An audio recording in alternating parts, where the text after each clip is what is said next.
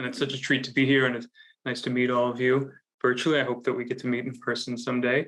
But yeah, I'll dive right into this talk on randomized experiments, trying to provide all of you with an introduction to this approach to research, this tool.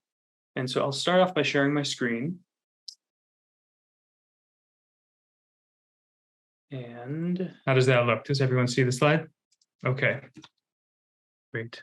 Okay, so first, I want to be clear about what we're discussing today, because statistics can be used for a lot of different things. I mean, so one thing that is extremely valuable with statistics is just description.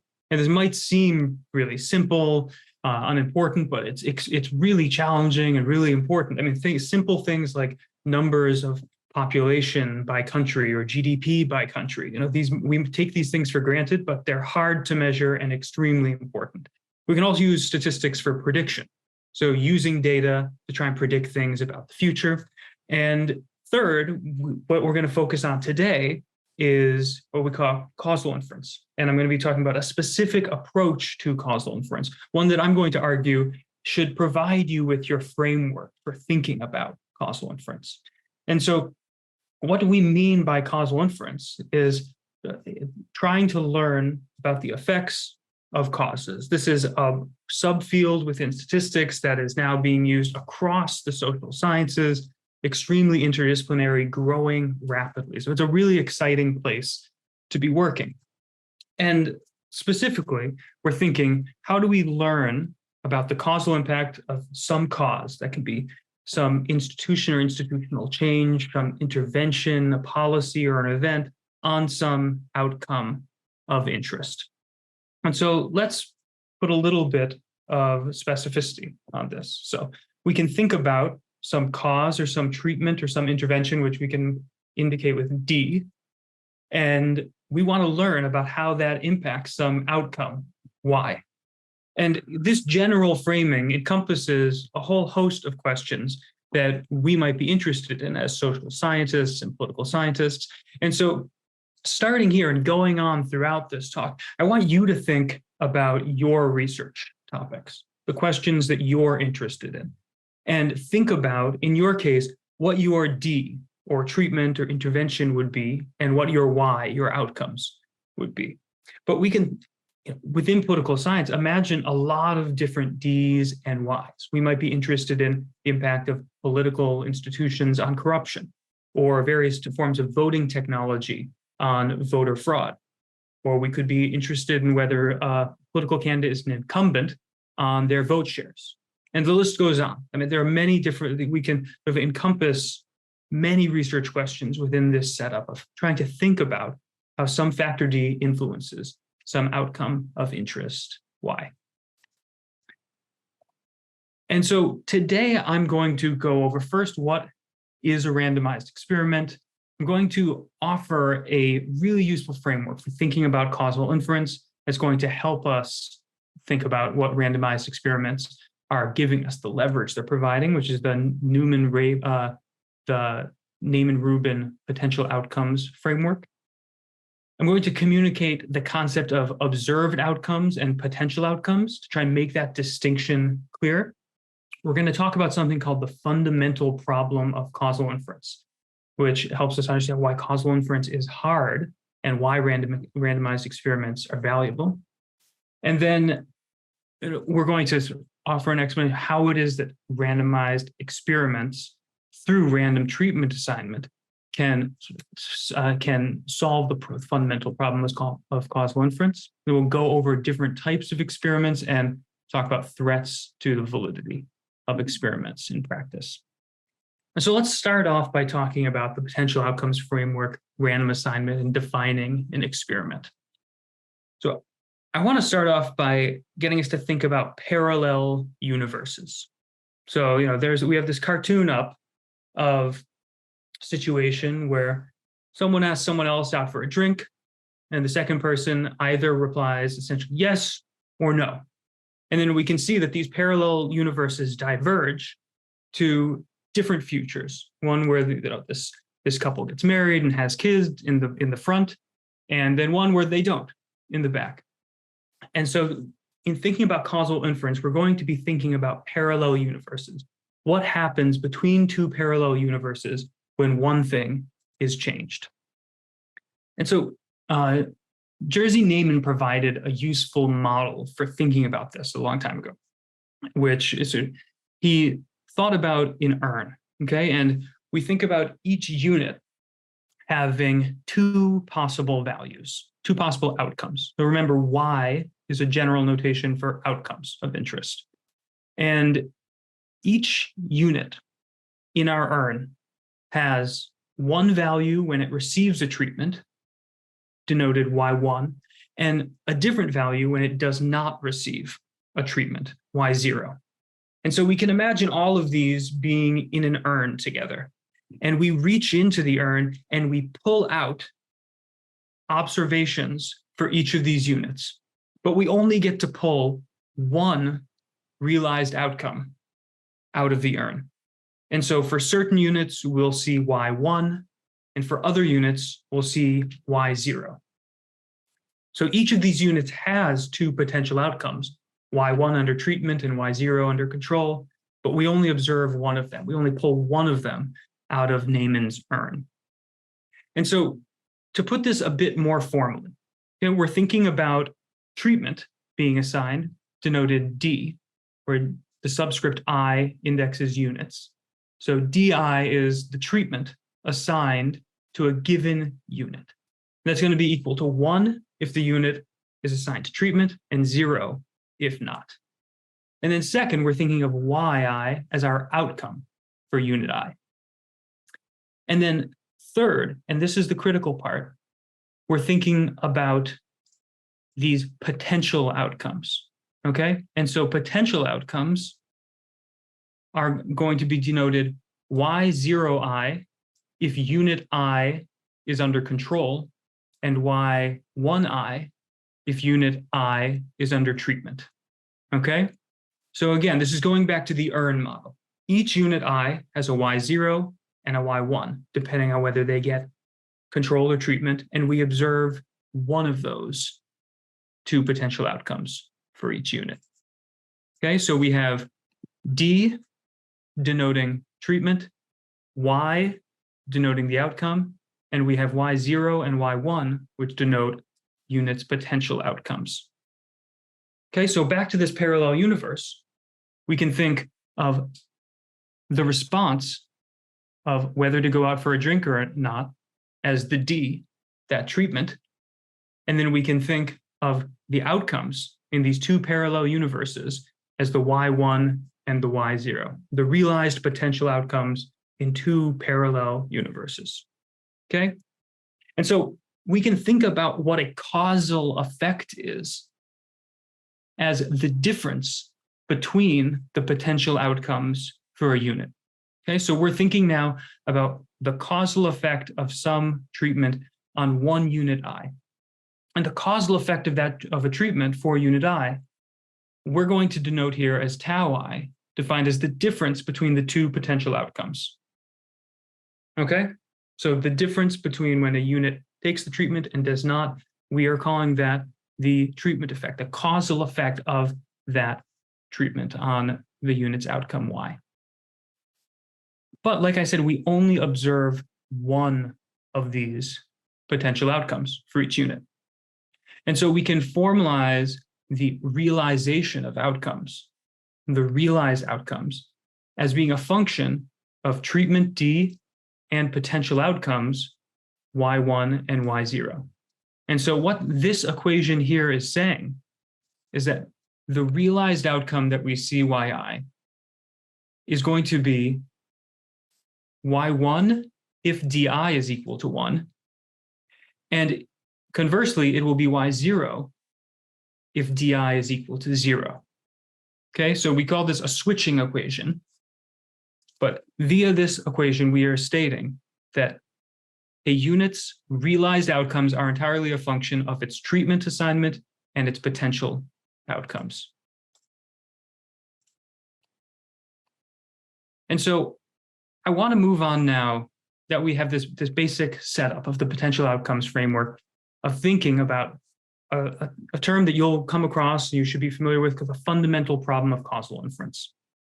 And so the truth is that we only get to see one universe. So some of you might be familiar with the multiverse in the Marvel character universe, the idea that they get to see multiple realities, multiple universes, but we only get to see one universe. Okay, and what that means in terms of potential outcomes is that in any particular case, we only get to see one potential outcome for each unit.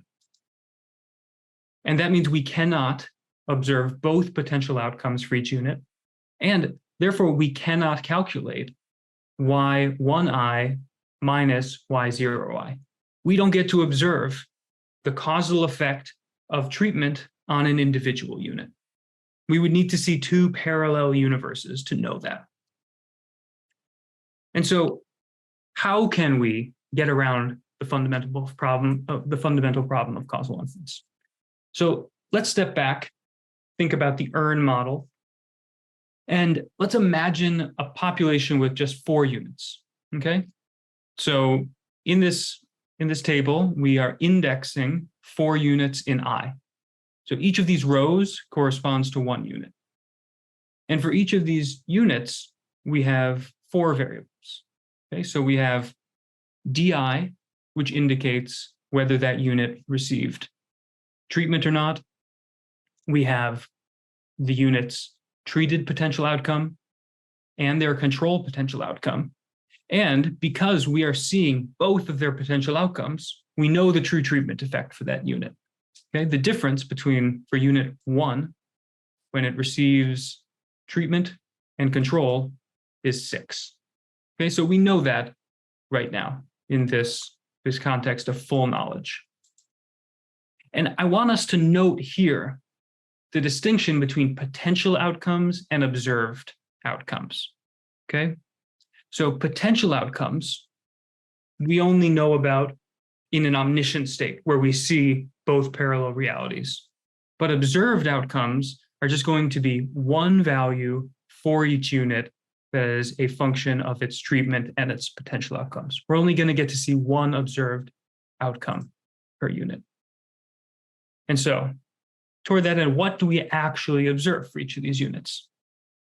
We only observe the potential outcome that aligns with its treatment status. So unit 1 takes treatment, and we see its treated potential outcome, 10. Unit 3, in contrast, is assigned to control and manifests its control potential outcome, 3. Okay?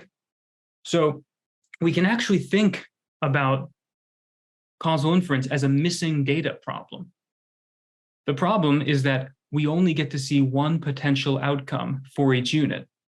Ideally, we would know both potential outcomes so we could directly observe what the treatment effect is for each of these units. But because we only observe one potential outcome for each unit, we don't know what any of the individual level treatment effects are. These are all unobservable.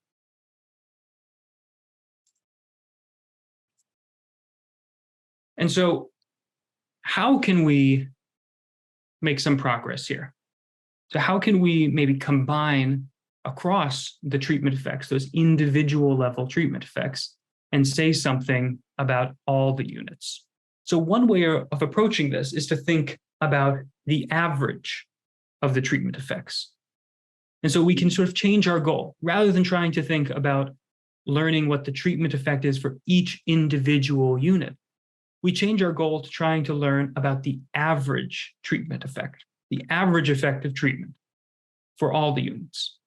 And so this is going to be the average difference across the units, or the difference in the averages in their potential outcomes across all of the units. So we can think of that as the expectation of the y1s minus the y0s.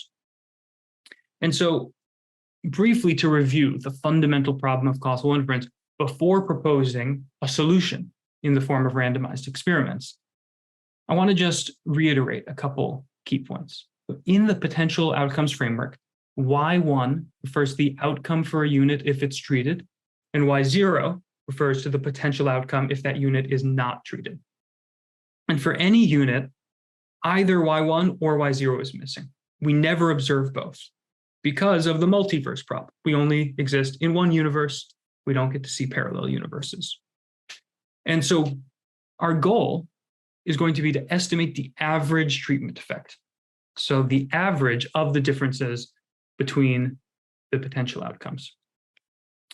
And the fact that we only observe one counterfactual outcome makes that difficult. And so what I'm going to tell you now is that random assignment to treatment offers a solution to this challenge, which we're going to talk about right now. So our goal is estimating the average treatment effect, but we don't observe Y1 for all units or Y0 for all units. So how do we solve that? Okay, I'm going to tell you that the solution is random assignment and that this helps solve the fundamental problem of causal inference. So first off, what is random assignment? So this is going to be the allocation of units, which depending on the study context could be individuals or groups or countries, into treatment and control groups based solely on chance. So not based on any of their characteristics, just based solely on chance, randomized treatment assignment. And what this is going to do for us, which I'll explain in more detail in just a minute, is it's going to create comparable treatment and control groups that are going to be similar in their observed and unobserved characteristics, but for treatment assignment. And so we can attribute differences in the observed outcomes to treatment itself. So why is this the case? So I want to step back and provide some intuition for why random assignment creates comparable groups where we can then attribute any differences to treatment. So let's think about some sort of everyday characteristics of people and of groups, like height, weight. Okay, so let's imagine we have a lot of people and we randomly assign them into two groups. With a large enough number of people randomly split into two groups, we would expect that the average height in the two groups, the average weight in the two groups is going to be roughly the same. And so this intuition about how randomly splitting people into groups is going to lead to those groups being somewhat similar in observable characteristics applies to unobservable characteristics as well. So just like the average height into randomly formed groups is going to be similar, the average of unobservable characteristics is going to be similar as well. And so think back a few minutes to the Neyman-Rubin concept of potential outcomes. Those potential outcomes are unobservable characteristics. And so we can think of random assignment as implying that the groups are going to have similar average potential outcomes. And so we are never going to observe both potential outcomes for each person, but we will know that in two groups that were randomly formed, the average potential outcomes are going to be similar for both potential outcomes. And so this is going to set up a credible comparison between the two groups. So we randomly assign people to two groups. This is creating balance in both observed and unobserved characteristics between these two arms, which we might think of as treated and control groups. And then if we are assigning one of those randomly formed groups to get some treatment, we can then state that differences in observed outcomes between those two groups are attributable to treatment, not to other characteristics of the people or other external factors, because we know that by randomization, all those other characteristics and those other external factors are going to be similar on average across the two groups. And so this sets us up to estimate the average treatment effect by comparing the average outcome in the treated group to the average outcome in the control group. And so this is to say, if we randomly create two groups and assign one of those groups to get a treatment, and then we see that some outcome of interest is higher in the treated group, we can reasonably infer that that treatment caused that change. That higher outcome in the treated group is due to the treatment and not to other characteristics or external factors. So now that we've set up that intuition, let's define an experiment. Think about what an experiment is. So a randomized experiment is a research design where the researcher intervenes in the world and directly manipulates one or more independent variables. And a key feature of a randomized experiment is the random assignment. Okay, so random assignment of units, individuals, or communities to different forms or levels of some intervention. And so in a simple binary treatment case, we often just refer to these as a treatment group and a control group. And so a couple key concepts here are intervention, manipulation, and randomization. So the researcher or some actor is intervening in the world and changing something, and doing so in a randomized nature, okay? And so this sets us up to make unbiased estimates of the causal effects of that treatment. Since, as we just talked about a minute ago, random assignment ensures that in expectation, the observed and unobserved characteristics, including potential outcomes, are balanced across the two groups. And that the only thing that differs systematically between the two groups is treatment. And so we can attribute observed differences in the outcomes to the treatment. And so, a key feature here is actual randomization.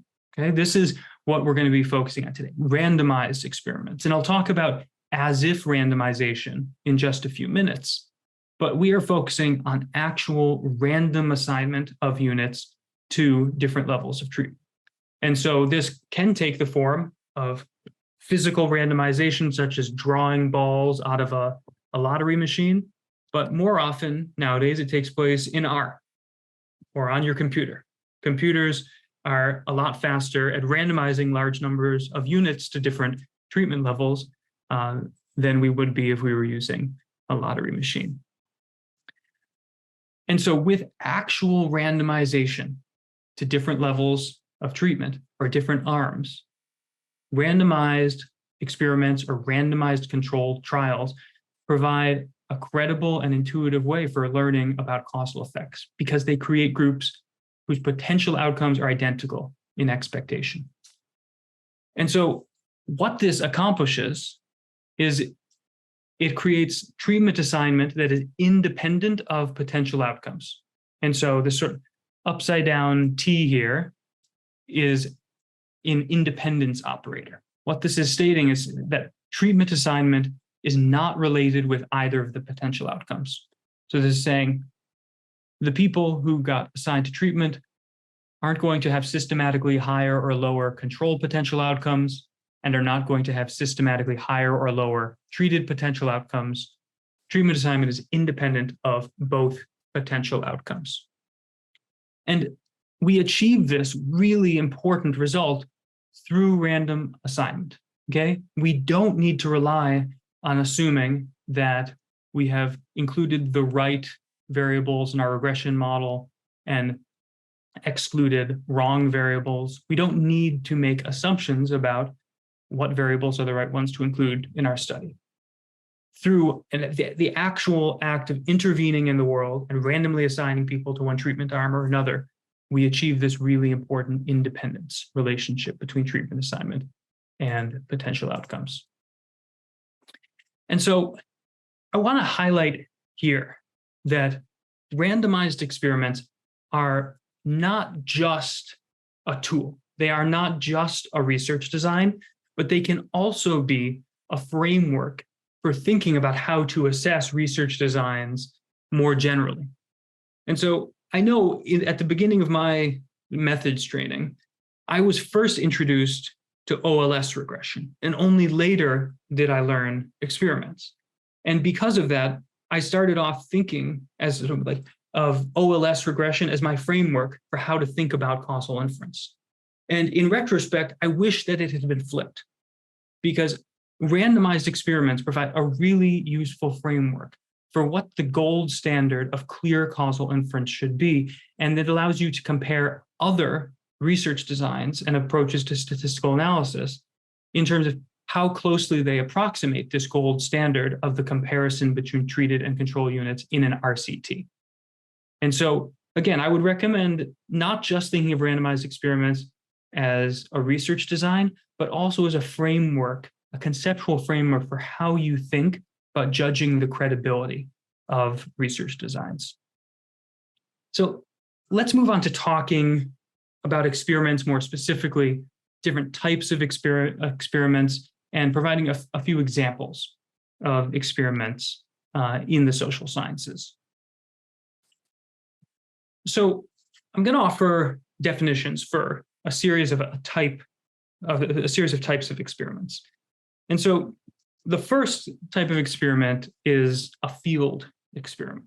And so field experiments are situations where the researcher, often in partnership with some program actor, NGO, or government, is actually delivering some real intervention in the real world. Okay, so this, actually going out into the field, so to speak, and delivering some intervention and changing something about the world. Okay, so if you remember those words, intervening, manipulating, and random assignment that are critical parts of an experiment. In field experiments, researchers are intervening in the real world and manipulating something, and randomly assigning the nature of that intervention across different units. So field experiments have a real strength that they have a high level of sort of naturalism and fidelity to what actually happens in the world, and they can capture the complexity of real world settings. They're often challenging and sometimes expensive to implement, but when you have the chance for a field experiment, they can be extremely valuable. Second, we can think about lab experiments. And so these, the definition of lab can be quite broad, and it can encompass something that is literally a lab, called a lab on a university campus, where people are brought in a controlled environment. But there are also ideas like a lab in the field, where there might be a controlled, structured environment that can move around and travel to where research participants are. And so the upsides of a lab experiment are often that they provide the researcher with a lot of control over the context, the nature of the interventions, a lot of oversight of what is going on during data collection and the intervention. And these ultimately, and I'll define these terms shortly, are really strong on internal validity, but they may raise questions based on the nature of the lab setup about their external validity. So a third general type of survey experiment are survey experiments. Okay, so these are often treatments embedded in a survey. So during a survey interview, there's some randomized intervention or manipulation within the survey. So this could take the form of changing question wording in a survey. It could take the form of respondents being presented with one or another form of information, or some information, or no information. And so in this case, the intervention and manipulation is going to be what the survey respondent is exposed to during the process of taking the survey. And so survey experiments generally are going to be lower cost than field experiments or lab experiments. They're fairly easy to scale across respondents in a survey. One of the challenges with survey experiments is that oftentimes it might be challenging to create variation in the context of a survey interview that has sort of fidelity to the ultimate causal question we care about in the real world, outside of the context of just a survey interview. And then, of course, generally the outcomes that we're going to measure from a survey experiment are going to be survey outcomes, not necessarily behavioral outcomes.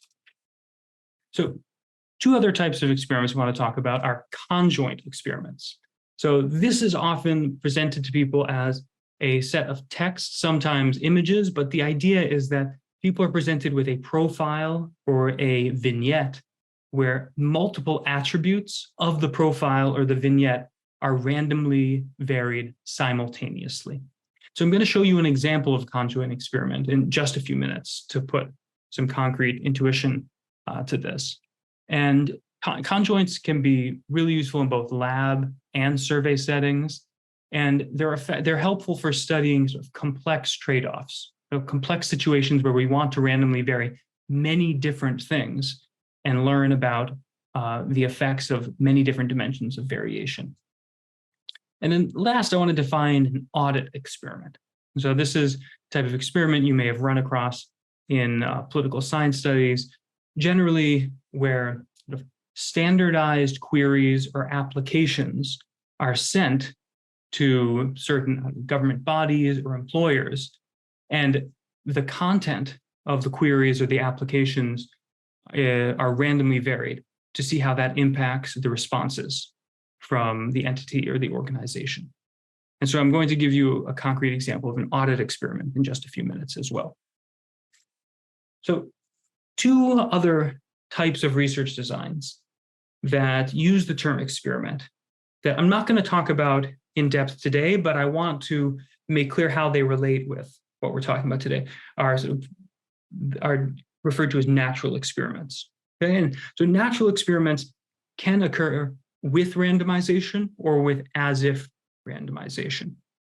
And so we can imagine a natural experiment with randomization occurring if some actor, independent of the researcher, randomly assigned units to some treatment. And so one example could be a government randomly assigning a program, randomly assigning who's going to benefit from a program, a researcher realizing that there was random assignment in the allocation of some government programming, and then turning to study the impacts of that. Or a government randomly drafting people into the army with a lottery system. And so these are situations where the researcher did not have control over random assignment. The researcher did not intervene in the world and manipulate anything, but some other actor used random assignment to assign units to some treatment. And then the researcher ex post leverages that for a research study. The second type of thing that is often called natural experiments is situations with as-if randomization. So there was no actual randomization, but there are situations that the researcher argues approximate randomization. And I'm not going to go into these today. They're an extremely powerful class of research designs that you should absolutely look into, but I'm not talking about as-if randomization or the approximate randomization today. We're talking about actual randomization, randomized experiments today. And so there's a whole host of applications of randomized experiments in political science and economics, studying things like voter mobilization, voting mechanisms, list goes on. You can see them all here. And I mean, really, this is an absolutely incomplete list. So I mean, field experiments, randomized experiments are widely used in the social sciences now. And so to provide some concrete intuition, I want to give three specific examples. And so the first example that I want to look at is from a study by Gerber, Green, and Larimer. And this was a field experiment that sought to understand why people vote. Okay, so I mean, so the theoretical motivation here is that the puzzle of social science and voting isn't why some people don't vote, but conversely, why people vote at all. So a simple rationalist approach might propose that voting is costly, showing up at the voting station takes your time and your energy, and your vote is very likely to affect the outcome. So why do people vote? And so this study used a field experiment to study the role of different forms of motivation.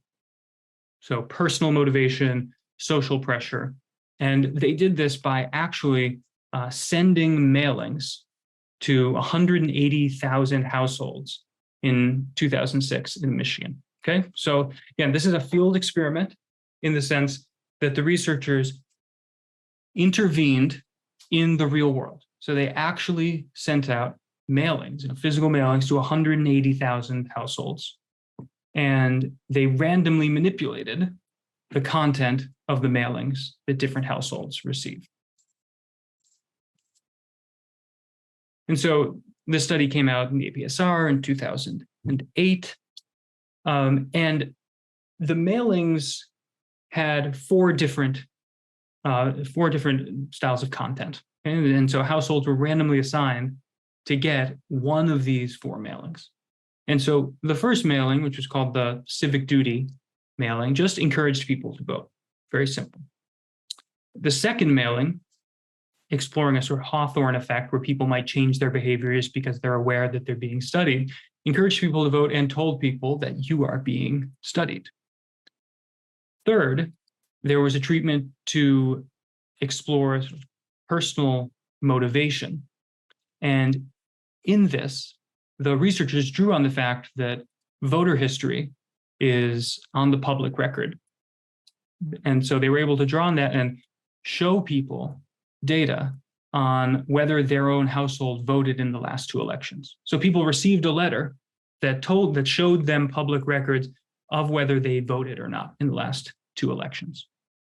And then fourth, arguably the most interesting one, they were able to show people not only whether they voted, but also whether their neighbors voted, and highlighted the fact that their neighbors would be told whether they voted in the next election or not. And so to just provide you an example of what the content of that neighbor treatment looked like. So households that were randomly assigned to the neighbor treatment got a letter like this in the mail. It said, "Dear registered voter, what if your neighbors knew whether you voted?" And then it showed what a public record of voting looked like for the neighbors, to show that this information is on the public record and can be disseminated. And so first off, let's look at comparisons across the five arms of the study in terms of observable characteristics. So if you recall, as I talked about just a few minutes ago, the key characteristic of randomized experiments is that they create groups that are going to be similar, equal in expectation in terms of both observable and unobservable characteristics. And so, the key is that they're similar on average in terms of potential outcomes, which are unobservable, but we can look at whether they're similar in terms of observables. And so this is an important way of testing whether treatment was actually successfully randomized and delivered, especially in sort of complex implementation environments. And so we can look here across households that received nothing, households that received the four different types of letters. And so again, households were randomly assigned to these five different arms. And we can see first, looking at things like household size, that the average household size across these five arms is to the second decimal point identical. And so we have a very large sample size here, almost 100,000 households in control and about 20,000 households in each of these four treatment arms. We can look at the share of household members who are female on average across the five arms, the average age of the household members on average across the five arms. And so overall, it looks like treatment was successfully randomized. The implementation of that randomization was successful across these five arms. And then we can also look at the outcomes, okay? So did the person receiving this letter vote in the upcoming election? And so we can see the percentage of people who voted among the households who were randomly assigned to get nothing in the mail, which was just shy of 30%. And then we can see these large increases moving up across the treatment arms, but the highest voter turnout being among people who received that information saying, what if your neighbors knew that you voted or not? That is information of public record. And we can see that there was almost an 8 percentage point increase in voter turnout between people who got the neighbor treatment compared to households that were randomly assigned to get no mailing.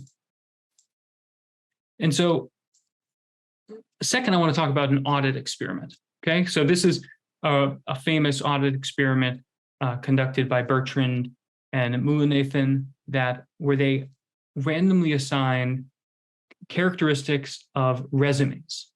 And then they sent those resumes to job openings and observed whether those potential employers called people back to give them a job interview. And so the goal of this was to study race-based labor market discrimination. And so they took 1,300 ads for job postings, and they randomly varied the name to imply different races of the job applicants in the resumes. So they used jobs that are commonly African American in the US, Lakeisha Jamal, or names that are commonly white names in the US, Emily, Greg. And then they sent CVs with these randomly varied characteristics and observed the percentage of CVs that got a callback from the potential employer. And so we can compare across all resumes that were sent. And so 9.6% of the resumes got a callback when they had a white name, a typically white name attached to them. And 6.45% of the resumes got a callback when they had a typically African-American name at the top of them. And the authors can also break this down looking at the difference among jobs in Chicago, jobs in Boston, female applicants for admin jobs, female applicants for sales jobs, males, across all of these different categories. We see this really substantial jump in whether a potential employer calls someone for an interview after submitting a resume with a typically white sounding name or a typically African-American sounding name. And so next, I want to provide an example of a conjoint experiment, if you'll allow me, presenting one of my own studies here. And so this is a recent study that came out that I wrote with Ala Arubeba'a, Marine Casalis, Dominic Hangartner, and Jeremy Weinstein. And in this study, we wanted to understand what drives the return intentions of Syrian refugees. So we ran a large survey in Lebanon, and this was published earlier this year in the British Journal of Political Science. And so we want to study what drives refugees' return intentions, what conditions make people more or less likely to intend to return home. But we obviously can't randomly intervene in the world to change conditions in Syria. And also, we can't just directly ask people, what are the factors that would make you return home? So not just in this context, but across any research context, people are notoriously bad at predicting and reporting what the causal effect of interventions will be on their own attitudes and behaviors. So what we did here was we utilized a conjoint experiment to study the impact of variation in different factors on Syrian refugees' return intentions. And so with this sample of 3,003 Syrian refugees in Lebanon, we asked them to imagine different hypothetical scenarios and whether in those hypothetical scenarios they would return or not. And so we read respondents a description of a future situation in Syria and Lebanon, a year in the future. And in these hypothetical scenarios, we randomly varied the security situation in Syria, economic prospects in Syria, service provision in Syria, and whether military conscription was still in place. We also randomly varied economic prospects in Lebanon and the availability of public services in Lebanon. And then last, we randomly varied where people's family and friends were, either in Syria or in Lebanon. Okay, so, and again, these are hypothetical situations. We asked people to imagine situations like this a year in the future.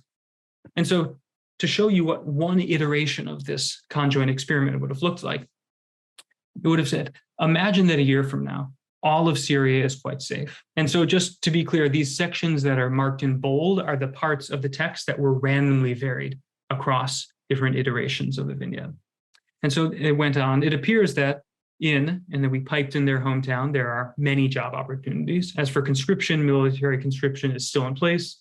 In Lebanon, health centers and schools are available and affordable. And finally, regarding your friends and relatives, most of them are in Syria. And then we asked, under these conditions, would you return? And so then we're able to look at how random variation in the details of these hypothetical vignettes changes people's response to, under these conditions, in this hypothetical scenario, would you return? And so what we found was that conditions in Syria had consistently large impacts on people's return intentions, in particular, safety. So we see that variation in the hypothetical safety in people's hometown really, or in Syria as a whole, had really huge increases in people's willingness to return home. 35, 40 percentage point increase when the hypothetical vignette presented Syria as safe or their hometown as safe. And we also found big effects in terms of whether jobs were available, public services were available, and whether conscription had ended. Looking at the other factors, jobs in Lebanon, public services in Lebanon, and social networks, we did find detectable effects here, but they're much smaller in magnitude. And so overall, what we take away from this is that conditions in Syria are by far the most important factors in terms of people's decision about whether to return or not, and variation in people's conditions in Lebanon really has minimal impacts. People first and foremost are considering the situation in Syria. And so to wrap up, I want to take a little bit of time to maybe offer some words of caution about experiments, because despite how much I've hyped them up, there are some real challenges to executing an effective experiment. So random assignment is a really valuable foundation for causal inference, but it alone isn't going to ensure that you have a credible study. So there's a number of questions that I want to raise about internal validity and external validity. So by internal validity, I'm saying, can we estimate a credible treatment effect for the sample we're studying? And external validity is a question of to what extent can we extrapolate our estimates to other populations. So I want to discuss each of these in a bit of detail now.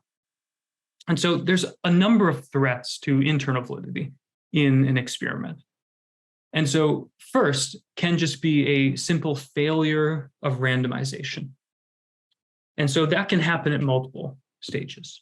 And so if the researcher has the power to truly randomly assign treatment in R, you get to run the code yourself, then you're at least confident that randomization didn't fail at that stage. But what happens from that step to the point where the program is actually delivered to people's doorsteps? And so there are a lot of stages where different actors, an implementing a partner, or various parties can intervene to put their thumb on the scale and affect who gets treatment and who does not. And so particularly in studies where people might want to get treated, maybe this is a valuable social program, there are going to be a lot of incentives and opportunities for randomization to fail because certain actors might actually want to break randomization to deliver the treatment to specific actors. So this is going to be an important thing to both check logistically while implementing a study and also check statistically by looking for observable similarities in units after you get your data, like we did when we looked at the similarity in terms of age, share of the household that's female, in the Gerber-Green and Larimer study. And then second, there can be problems with actually following the experimental protocol. So there can be non-compliance. And so this can be a situation where people who are assigned to the control group end up receiving treatment or find a way to get treatment. And so we can imagine this can be a situation where people in the control group want to get treated. And so even though they get assigned to the control group, they seek out treatment and find a way to get it. Maybe this is a medical trial, and people who are assigned to not get the medical treatment want to get the treatment and they find a way to get it anyway.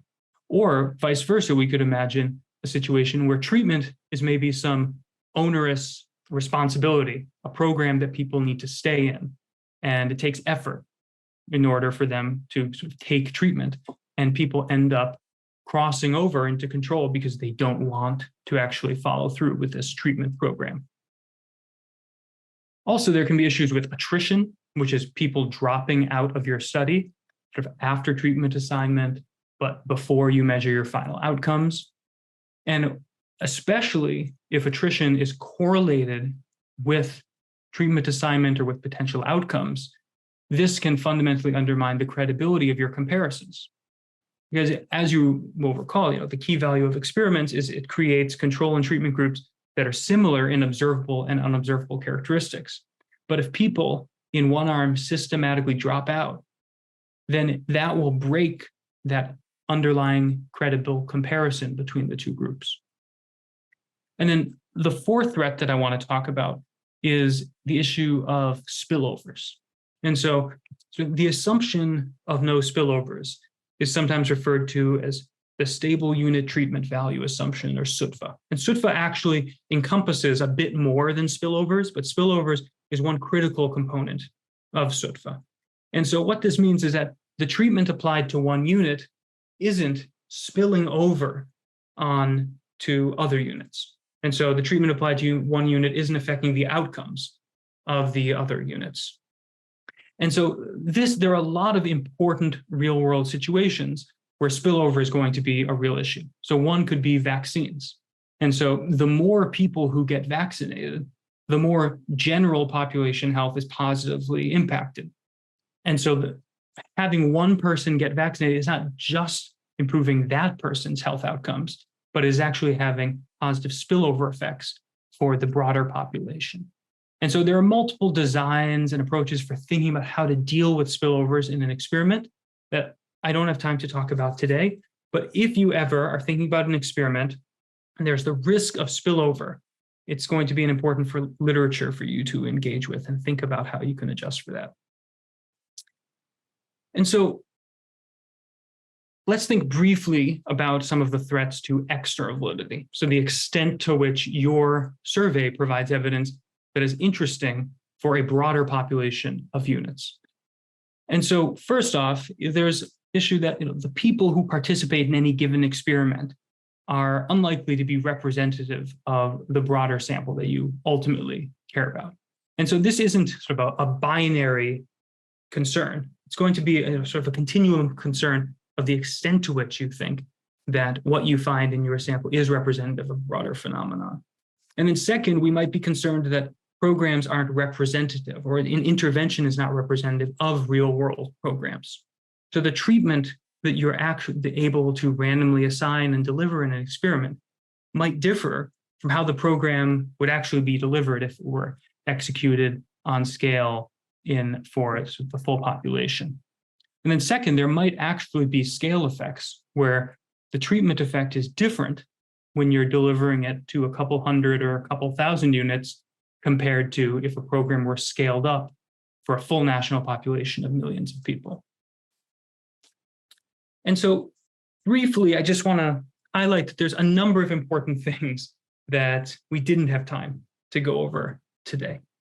And so I didn't really talk about how to design a good experiment, how to think about the structure of an experiment, how to think about designing effective, strong interventions. I didn't talk about ethical considerations, which are extremely important because we are actually talking in most of these experiments about intervening in the world and changing something about the world in order to produce knowledge. So there are really important ethical questions about how to do that and when and whether it's worth it to carry out an experiment, given ethical concerns. Statistical power is another critical element of designing a good experiment that I did not talk about. How to think about what sample size you need in order to run a credible experiment. I didn't talk about checking for quality execution, both during implementation and afterward in an experiment. And also, I raised some of the concerns like spillover and non-compliance and attrition, but there are valuable tools for how to deal with those problems and respond to them that I did not introduce you to. And so I am going to wrap up there, and I just want to thank everybody for joining today. This was a real pleasure, and I hope that we have the chance to interact and chat in the future.